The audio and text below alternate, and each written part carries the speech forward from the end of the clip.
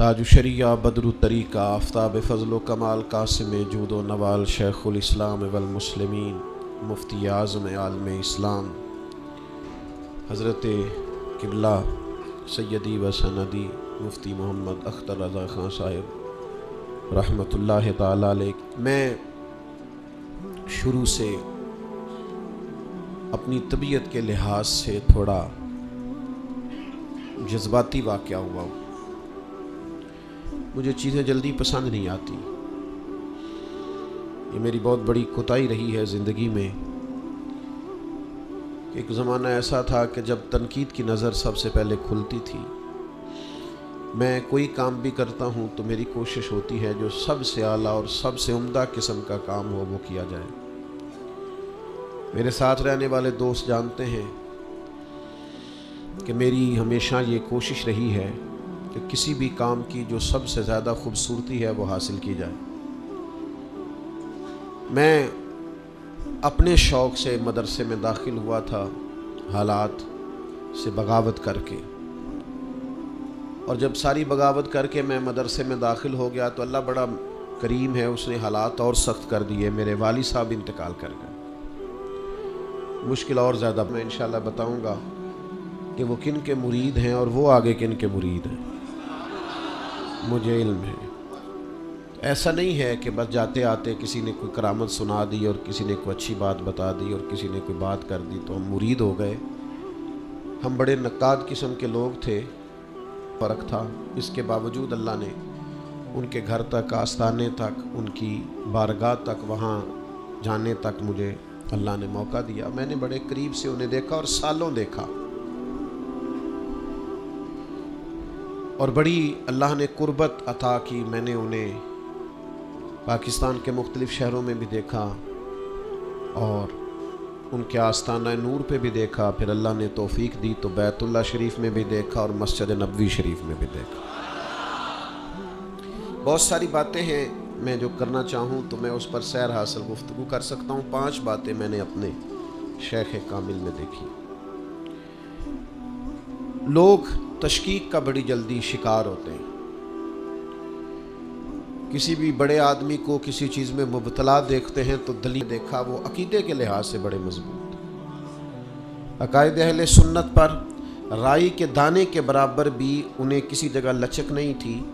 आज लोग लोगों की सोबत में बैठते हैं तो उनके ख़यालात मज़ीद बिखर जाते हैं, शक मज़ीद पैदा हो जाता है, तशकीक पैदा होती है। लेकिन सरकार ताज शरिया के पास जितना जितना को बैठता जाता था, अल्लाह ताला उसे अकायद के मामले में इंशराह सदर अता फरमाता जाता। पुख्ता तरीन नज़रियात अल्लाह ने उन्हें दिए थे और पुख्ता तरीन नज़रियात ही उन्होंने आगे उनकी इशाअत की। जिस बंदे को सारी ज़िंदगी तय ही ना हो कि मेरा अकीदा क्या है, मेरा नज़रिया क्या है, मैं कौन हूँ, तो अकीदा ही जब किसी का मजबूत नहीं होगा तो वो अमल कैसे करेगा। तो हज़रत को ये अल्लाह ताला ने कमाल और एज़ाज़ अता फरमाया था कि वो सारी ज़िंदगी सेहत अकीदा की बात करते रहे। बहुत सारे लोग ऐसे हैं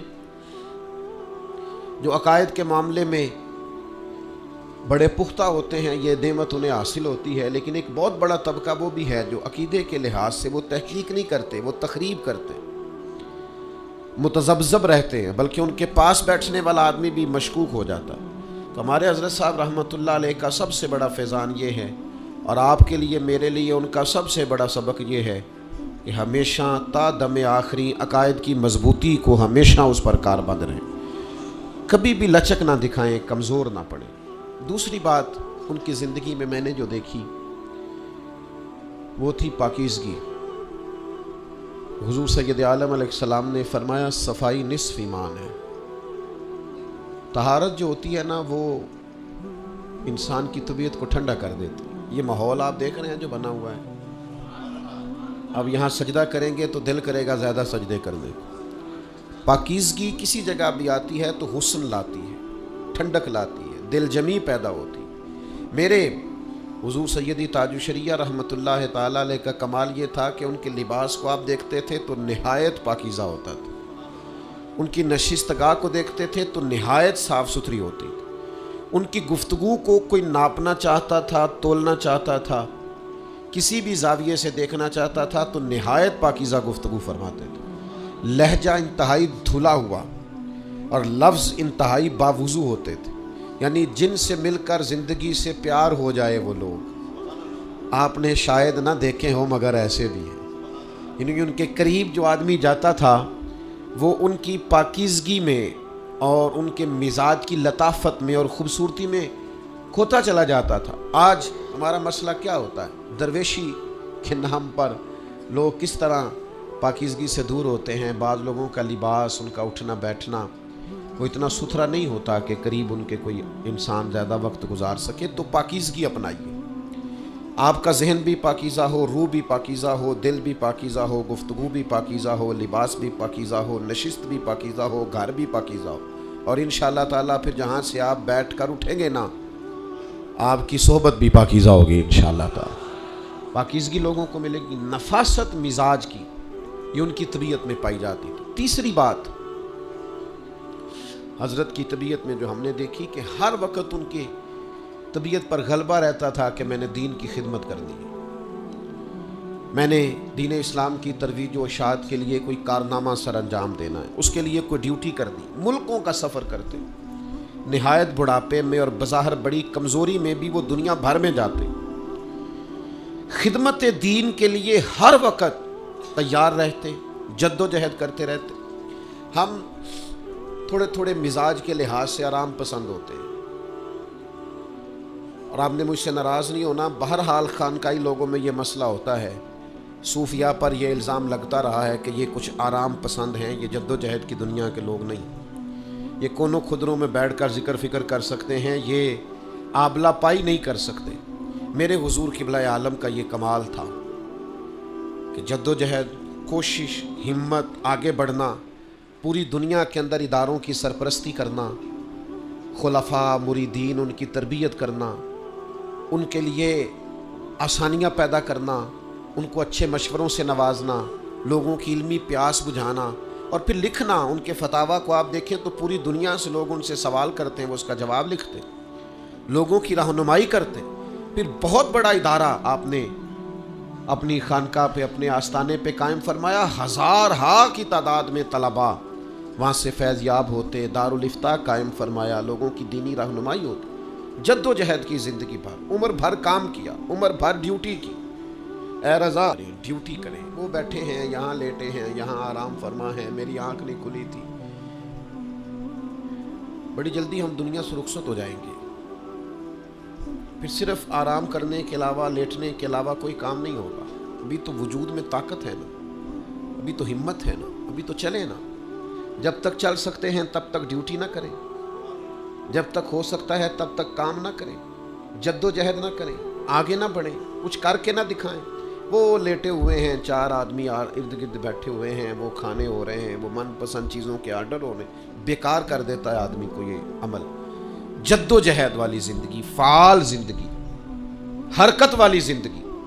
ہم جد و جہد کے عادی ہیں، ہم کام کرنے کے عادی ہیں، ہمارا مزاج ہے، ہماری طبیعت ہے۔ ہم نہ، وہ اقبال نے کہا تھا کہ اہل ایمان دنیا میں صورت خورشید جیتے ہیں، یہاں ڈوبے وہاں نکلے، وہاں ڈوبے وہاں نکلے۔ اہل ایمان کا طریقہ کیا ہے؟ سورج کسی ملک میں ڈوب جاتا ہے، کسی میں طلوع ہو جاتا ہے، اس کا کام ہے چلتے رہنا، محنت کرنا، کوشش کرنا، کاوش کرنا، ہمت کرنا۔ تو بھائی ہمارے قبلہ عالم، ان کی زندگی کا درس یہ تھا کہ جد و جہد کرنی ہے، کوشش کرنا۔ اور پھر حضور تاج الشریعہ کی جب ہم زندگی کو دیکھتے ہیں، انہوں نے مقابلہ بڑا کیا ہے حق کے رستے میں، تکلیف بڑی صحیح ہے۔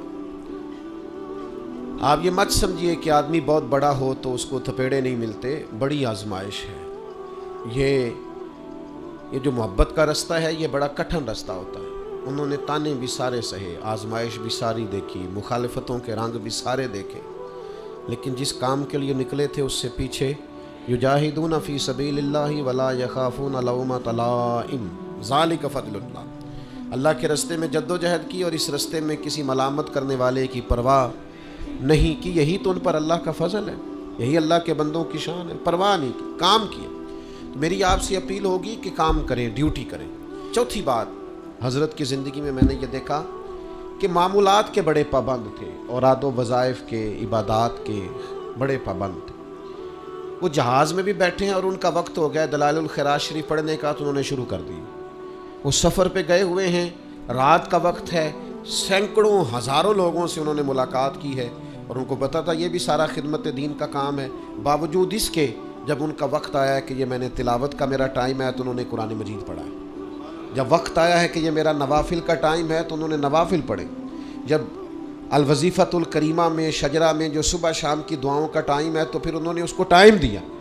کوئی سفر، کوئی حضر، کوئی چیز ان کو ان کے معاملات سے نہیں ہٹاتی تھی۔ سرکار تاج الشریعہ کی زندگی میں یہ خصوصیت، معاملات کی، عبادات کی پابندی۔ میں بڑا کمزور آدمی ہوں لیکن میں نے بھی عمر بھر کوشش کی ہے کہ جو معاملات شروع کیے ہیں ان پر پابندی کی جائے۔ اللہ کی طرف توجہ دیں، اپنے معاملات کی پابندی کریں، اوراد و وظائف جو آپ نے لیے ہوئے ہیں ان پر کاربند رہیں، ذکر اذکار کریں، اس سے بہت ساری بہتری آئے گی زندگی میں۔ پانچویں بات میرے بڑے لوگ ڈالتے ہیں، بڑے لوگ پھول پھینکتے ہیں، محبت کرتے ہیں، اللہ ان کو جزائے خیر دے، پیار سے ہی ایسا کرتے ہیں، اور میں ہمیشہ اونچی کرسیوں پہ بٹھایا جاتا ہوں، لیکن قبلہ عالم نے مجھے اس وقت نوازا تھا جس وقت مجھے کوئی نہیں جانتا تھا۔ یہ بڑی کمال بات ہے۔ عروج کے دوست بڑے ہوتے ہیں۔ جب آپ کا رش بڑھ جاتا ہے تو پھر بہتی گنگا میں بہت سارے لوگ آ جاتے ہیں، شامل ہو جاتے ہیں، لیکن حضور قبلہ عالم، یعنی میں کسی پیر کا بیٹا نہیں تھا، کسی بہت بڑے عالم کا بیٹا نہیں تھا اور کسی بہت امیر باپ کا بیٹا نہیں تھا، لیکن اس کے باوجود نواز دینا، مہربانی کرنا، کرم نوازی فرمانا، ملاقات کا وقت ہونا تو ذرا قریب والی صفوں میں بٹھانا، یہ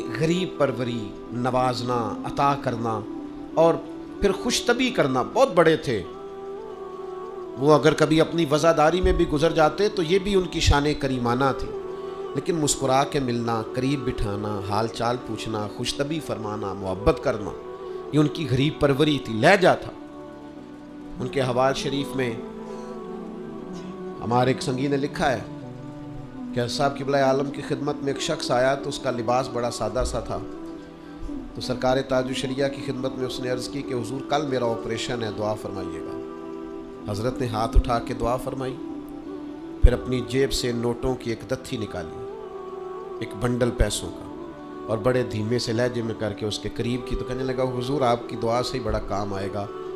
تو فرمانے لگے گویا میں دعا بھی کرتا ہوں اور دوا بھی کرتا ہوں، یہ لے جا، یہ تیرے کام آئیں گے۔ غریب پروری کرنا، ساتھ ساتھ نوازنا، بہانوں سے عطا کرنا، اور اس طرح سے لوگوں کو دینا کہ ان کی عزت نفس بھی پوری طور پہ قائم رہے، یہ میرے قبلہ عالم کا طریقہ تھا۔ اسی طریقے سے بہت خاص مہمانوں نے آنا تھا، بڑے اہم لوگ تھے، پہلے سے وقت لیا ہوا تھا ملاقات کے لیے، ان کو حاضر ہونا تھا، ان کا ٹائم تھا، حضرت بھی کئی سفر سے تشریف لائے ہوئے تھے، تو ٹائم تھا، قبلہ عالم نے ان سے ملاقات کرنی تھی، تو آپ ان کے انتظار کے لیے تیار ہو کے بیٹھے تھے کہ ایک غریب آدمی دوڑا آیا، رو کے کہنے لگا حضور میری والدہ کا انتقال ہو گیا۔ تو اس بوڑھی اماں کی خواہش یہ تھی کہ آپ جنازہ پڑھا دیں۔ اور صاحب رحمت اللہ تعالیٰ علیہ فرمانے لگے چلو، اسی وقت امامہ منگوایا، فرمایا چلو۔ تو خادم نے کان میں عرض کی حضور انہوں نے بڑے دنوں کا ٹائم لیا ہوا ہے اور اہم لوگ ہیں اور دور سے آ رہے ہیں۔ قبلہ عالم نے یوں نظر اٹھائی، فرمانے لگے ان سے کہنا ذرا انتظار کر لیں، نہ انتظار کر سکے تو پھر کبھی آ جائیں، لیکن میں اس غریب کی ماں کا جنازہ نہیں چھوڑ سکتا، یہ مجھے ادا کرنا ہے۔ جب آپ کی محبتیں ہوتی ہیں نا، پیار ہوتا ہے اور لوگوں کو آپ سے امیدیں ہوتی ہیں، میں آپ کی خدمت میں یہ عرض کروں گا کہ اپنے آپ کو فعال بنائیں، اپنے معاملات کو بہتر کریں۔ ہم حضرت تاج الشریعہ کے سب غلام ہیں۔ اور پھر میں آپ کو ایک اور بات بھی عرض کروں، کبھی نہ بھولیے گا، مجھے اب زندگی میں کوئی 20 سال سے زیادہ کی نظریں لٹ لیا ماہی تیرے ہار شنگاراں، قاتل نین تے ناگن زلفاں پیاں مارن دوروں ہی ماراں، پر کسے نو کول نہیں پھٹکن دیتا تیرے حسن دے پہرے داراں۔ کسے نو کول اسی نیڑے پہ نہیں سا لگن دے دے، کسے نو کول نہ پھٹکن دیتا تیرے حسن دے پہرے، او سجنا تو کلا ہی نہیں ہے تے ہوئے نہیں قتل ہزاراں۔ اللہ نے ان کو بڑی جاذبیت دی۔ تو بھائی یاد رکھو، اپنی نسبت کی مضبوطی پر ناز کریں اور اپنے معاملات کو اچھے طریقے سے پیدا کریں۔